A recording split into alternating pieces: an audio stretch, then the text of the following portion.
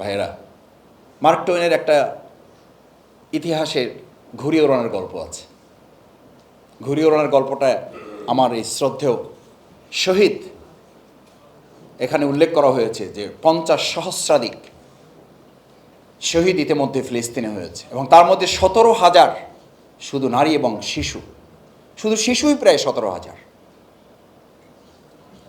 আমি তাদের কিছু ভিডিও আমার বাচ্চারা যখন দেখে, আমার বাসায়, আমাদের অনেকের বাসায় দোলনা আছে, আমি আমার বাসার দোলনাটার দিকে যখন তাকাই, আমি ফিলিস্তিনের শহীদের ওদের দোলনা খেলাটা দেখি। একটা ভিডিও নিশ্চয়ই আপনারা খেয়াল করেছেন। আমাদের দেশের বাবা মায়েরা তাদের সন্তানদেরকে দোলনায় ঘুম পড়ায়, আর ফিলিস্তিনে আমাদের শিশুরা তাদের দোলনায় তাদের শহীদের কফিনগুলোকে তারা শেখায়। এটা হচ্ছে শাহাদাতের নমুনা, এটা হচ্ছে শাহাদাতের প্র্যাকটিস। আমার সেই প্রিয় শিশু যাদেরকে হত্যা করে ওরা, এরপরে ওরাই আবার মানবিকতার স্লোগান তুলে। আমি দ্ব্যর্থহীন কণ্ঠে আজকে একটা কথা এখানে বলে যাই, আমরা হয় বাঁচব, না হয় ফিলিস্তিনকে মুক্ত করে গোটা বিশ্বকে মুক্ত করে বিজয়কে অনিবার্য করবো ইনশাআল্লাহ। না হলে আমাদের জীবন বাজি রাখবো। সিনোয়ারের একটা কথা আপনাদের এখনো মনে আছে, মানুষ তো মরেই যাবে, আমি তো মরেই যাব, স্বাভাবিক মৃত্যুই যদি আমার জীবনে থাকে, তাহলে আমি পৃথিবীতে লড়াই করার জন্য আসলাম কেন? কেন মার্ক টোয়েনের সেই গল্পের কথা বলেছি? ঘুড়িটা উড়াচ্ছে আকাশে, তার কাছে মনে হয়েছে, ঘুড়িটা উড়াতে উড়াতে ছেলেটাকে জিজ্ঞেস করছে, বাবা তোমার ঘুড়িটাকে আটকে রেখেছে কে? বলছে, বাবা আমি যে সুতা দিয়ে ঘুড়িটাকে উড়াতে এসেছি, আমার সেই সুতাই এখন আর ঘুড়িটাকে উঠতে দিতে চায় না। তার মানে সুতা শেষ হয়ে গেলে তো ঘুড়ি উঠতে পারে না।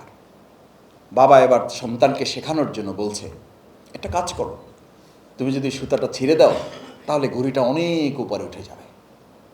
ছেলেটা আত্মচিৎকার দিয়ে উঠলো। এত সুন্দর এবং এত সিম্পল একটা আইডিয়া আমার মাথায় আসলো না, যে সুতোটা ছিঁড়ে দিলে ঘুড়িটা অনেক উপরে উঠে যাবে। সেই সুতাটা ছিঁড়ে দিয়েছে, আনন্দে আত্মহারা হয়েছে।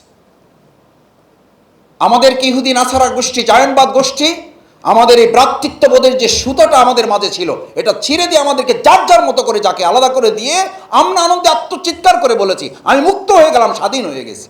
একটু পরে ওই বাচ্চা শিশুটা তার বাবাকে বলছে, হোয়ার ইজ মাই কিট? আমার ঘুড়ি কোথায়? বাবা বলছে, তোমার ঘুড়ি দরকার কি? তোমার তো দরকার ছিল উড়ানোটাই দরকার ছিল। সেটা উঠতেছে, একটু পরে সে তার খেই হারাই ফেলবে, তার নীতি হারিয়ে ফেলবে, তার আদর্শকে জলাঞ্জলি দেবে, এমন জায়গায় গিয়ে সে পড়বে, তার অস্তিত্ব বিলীন হয়ে যাবে। গোটা মুসলিম উম্মাহ সেই সুতা মুক্ত একটা ঘুড়ির জায়গায় আমরা এসে দাঁড়িয়ে পড়েছি। সুতা বিচ্ছিন্ন অবস্থায় আমরা পড়ে গেছি। আমাদের অনেক কিছু আছে, কিন্তু কিছুই যেন নেই। আমাদের সবই যেন আছে, কিন্তু কেন যেন আমরা বাস্তহারা। 95% মুসলমানের বাংলাদেশে আজকে কেন আমাকে লড়াই করতে হবে আমার জাতীয় মসজিদ বাইতুল মোকাররম নিয়ে? 95% মুসলমানের দেশ আজকে কেন আমাকে লড়াই করতে হবে সেখানে একটা ইসলামী জালসা কিংবা মাহফিল করার জন্য? 95% মুসলমানের দেশে আজকেও কেন হুমকি দেওয়া হবে গণহত্যাকারীরা আবার রাজপথে নামবে? আমরা স্পষ্ট করে বলতে চাই, গণহত্যাকারী শুধু বাংলাদেশে নয়, গোটা পৃথিবীর মানচিত্রে 1 ইঞ্চি জায়গায় আর তাদেরকে কোথাও দাঁড়াতে দেওয়া হবে না। যারা আজকে ফেসবুকে স্ট্যাটাস দেন, আসেন সবাই আমরা দখল করে ফেরি 0 পয়েন্ট, আসেন সবাই আমরা দখল করে ফেরি অমুক জায়গা, আপনাদের আর দখল করতে হবে না। আপনারা মানুষকে গত 17.5 বছর অন্যায়ভাবে দখল করে রেখেছিলেন, আর গোটা বাংলাদেশ আমাদের তরুণ ছাত্র যুবকেরা তাদের রক্ত জীবন বাজি রেখে বাংলাদেশের 56,000 বর্গমাইল দখল করে নিয়েছে। এই জায়গা আমরা ইসলামের বিজয় করা ছাড়া 1 ইঞ্চি মাটি আমরা ছেড়ে দেব না। সুতরাং ওই সমস্ত দখল বেদখলের হিসাব এখন শেষ। কারণ এই ছাত্র জনতা যে স্লোগান তুলেছিল, উই ওয়ান্ট জাস্টিস, এটা শেষ ঠোকরে গিয়ে আমরা পৌঁছব। এবং সেটার শেষ গল্পটা বলে শেষ করি। শহীদ সিনোয়ারের গল্পটা আমার ক্লাস 8-এর সময়ের আমার শ্রদ্ধেয় শিক্ষকের কাছ থেকে শোনা। সুন্দরবনে বেড়াতে গিয়েছেন উনি, বাঘ শিকারীর সাথে গল্প করছেন। আপনার বাবা বেঁচে আছেন? বলছে, না উনি বেঁচে নেই। বলছে, কী হয়েছে? বলছে, বাঘ শিকার করতে করতে বাঘের মুখে পড়ে মারা গেছে। বলছে, তাই নাকি? বলছে, আপনার দাদা? বলছে, উনি তো তারও আগে মারা গেছেন। বলছে, উনি কিভাবে মারা গেলেন? বলছি উনি ওই বাঘ শিকার করতে করতে বাঘের মুখে পড়ে মারা গেছে। বলছে আপনার তার আগের বাবা উনি কী করতেন? বলছি ওই একই পেশায় ছিল, বাঘ শিকার করতে করতে বাঘের সাথে লড়াই করে বাঘের মুখে পড়ে কামড়ে উনি মারা গেছেন। বলছে আপনি জেনে শুনে আপনার দাদা, তার বাবা, আপনার নিজের বাবা যেই বাঘের মুখে পড়ে শিকার করে মারা গেলেন, আপনি এতটা দুঃসাহসী যে সেই বাঘের মুখে পড়ে এখনও বাঘ শিকার করতে করতে আপনি জীবন পরিচালনা করছেন। এবার সে একটু ভাবলো যে এই লোকটারে একটু শাস্তা করা দরকার, তো ভীরু কাপুরুষ, এটা তো অথর্ব জাতি, আমি না হয় অশিক্ষিত কিন্তু এটা তো ঢাকা থেকে আসছে, এটার একটু শাস্তা করা দরকার। তো শাস্তা করা মানসিকতায় জিজ্ঞেস করলো আপনার বাবা কি বেঁচে আছে? বলছে না, ইন্না লিল্লাহি ওয়া ইন্না ইলাইহি রাজিউন। বলছে আল্লাহ বেহেশত নসিব করো। বলছে আমি। বলছে কী হয়েছিল? বলছে অসুস্থ ছিল, বিছানায় শুয়ে পড়ে মারা গেছে, চিকিৎসা চলতেছিল।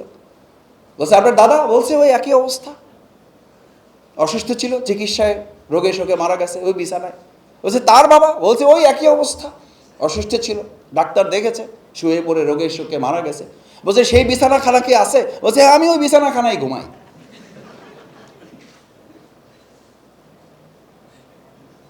সিনরের কথা এই জন্য বলছি, আমি শফিকুল ইসলাম মাসুদ, ছোট মানুষ, আমরা বিছানায় শুয়ে রোগে শোকে মারা যাব না, আমরা বাঘের মুখে পড়ে প্রয়োজনে জীবন দেব, এই বাংলাদেশকে স্বাধীন রাখবো, ফিলিস্তিনকে বিজয় করব, বাংলাদেশে বিজয় নিশ্চিত করব। আমার ফিলিস্তিন শুনে রাখো, বাংলাদেশ বিজয় হবে পরে, ফিলিস্তিনের বিজয় দিয়ে বাংলাদেশকে বিজয় আমরা নিশ্চিত করব। প্রিয় ফিলিস্তিন, কারণ ফিলিস্তিন হচ্ছে আমাদের আত্মমর্যাদার সংকট, ফিলিস্তিন হচ্ছে আমাদের জাতিসংঘ। আমরা ছাত্র জীবনে একটা স্লোগান দিতাম, OIC. What is OIC? OIC মানে ও আইসি। এর দায়িত্ব হলো ভাই মারা গেছে একটু দেখেন, ও আইসি, ঠিক আছে আমি দেখতেছি। This is responsibility. এর দায়িত্ব হচ্ছে দেখবে, একটা দুঃখ প্রকাশ করবে। মাঝে মধ্যে তো মানে সেই সমবেদনা প্রকাশ করারও সুযোগ তাদের হয় না, এত মানে তাদের প্রোগ্রাম থাকে আর কি, এত গবেষণা তাদের থাকে। আমি দুঃখ প্রকাশ করছি যে সময় নিয়েছি। আমাদের শ্রদ্ধেয় অন্যান্য গুরুত্বপূর্ণ মেহমানবৃন্দ এসছেন, তাদের কথা আপনারা শুনবেন। আমি আপনাদের কাছে অনুরোধ করতে চাই, আসুন, ফেরাউনের যদি নীল নদে ডুবে তাদের আত্মহত্যা করতে হয়, ফেরাউনের যদি নীল নদে ডুবে আত্মহত্যা করতে হয়, এই ইসরায়েলিদেরকে অবশ্যই মধ্যপ্রাচ্যে ডুবে তাদেরকে আত্মহত্যা করতে হবে।